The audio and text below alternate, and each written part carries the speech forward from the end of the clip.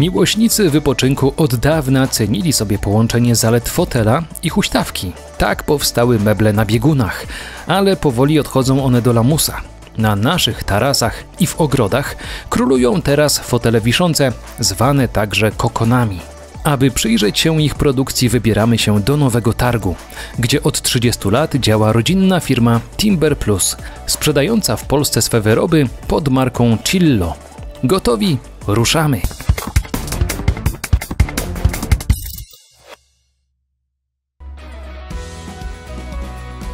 Flagowym produktem firmy jest fotel wiszący z trójnożnym stojakiem, wytwarzany w zakładzie od kilkunastu lat. Powstaje z polskiego drewna świerkowego. Rocznie firma sprowadza nawet 2000 m3. Z magazynu trafia ono najpierw do suszenia i musi leżakować od 4 do 10 dni.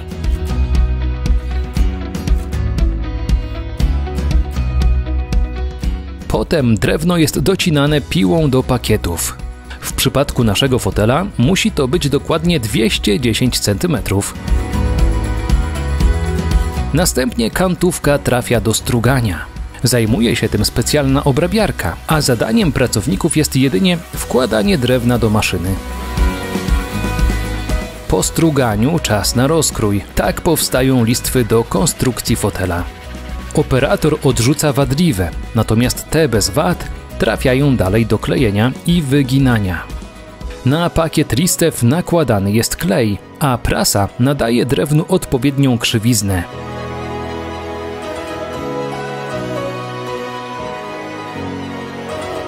Cały proces trwa godzinę. Po wyjęciu z prasy elementy łukowe trafiają do szlifowania.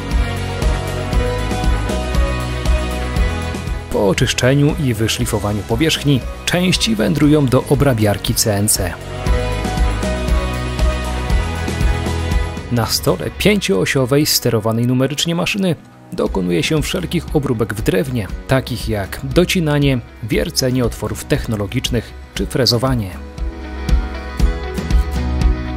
Automat CNC musi być odpowiednio zaprogramowany.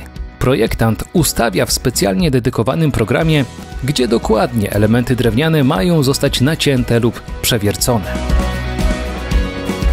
Gdzie drwa rąbią, tam wióry lecą, mówi stare polskie przysłowie. W Timber Plus trociny i pył wydobywający się spod maszyn są jednak odsysane przez układ odpylający i trafiają do specjalnego zbiornika, a stamtąd do pieca, który ogrzewa halę produkcyjną i suszarnię. Przefiltrowane powietrze z trocin wraca na halę, aby uniknąć strat ciepła. Tymczasem operatorzy usuwają dostrzeżone niedoskonałości drewna, gniazda żywiczne czy otwory po sękach.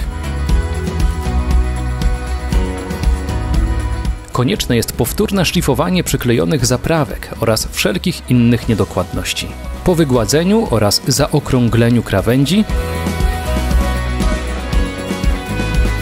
poszczególne detale trafiają do maszyny szczotkującej, która wyposażona jest w papier ścierny o odpowiedniej granulacji, szczotki talerzowe oraz walcowe. Sprawia ona, że drewno staje się miłe w dotyku i nie posiada zadziorów czy drzask. Następnie elementy przez 20 minut biorą kąpiel w opracowanym na bazie miedzi preparacie, który zabezpiecza drewno przed insektami, warunkami atmosferycznymi czy grzybami. Potem muszą schną przez 5 dni. Impregnacja nadaje drewnu delikatny kolor oliwkowy, który w słońcu zmienia się w brązowy. Fotel trzeba teraz wstępnie zmontować, żeby móc nabić na niego taśmy podtrzymujące poduchę, przymocować część śrub oraz sprawdzić jakość wykonania.